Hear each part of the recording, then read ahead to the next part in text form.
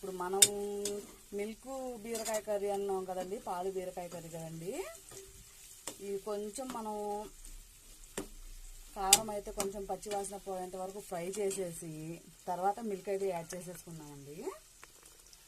పచ్చివాసన పోవాలండి కారం. అక్క మిల్క్ వేస్తే కారం ఉంది అక్క విరిగిపోతాయేమో అనుకోవద్దండి, ఏం విరగవండి. లైట్గా కొంచెం విరిగినా కూడా టేస్ట్ బాగుంటుంది. మనమైతే మిల్క్ అయితే యాడ్ చేసేసుకున్నాం. కొంచెమేనండి, ఎక్కువ వద్దు. చూడండి నేను మిల్క్ కూడా యాడ్ చేశాను చూడండి మీ ముందే.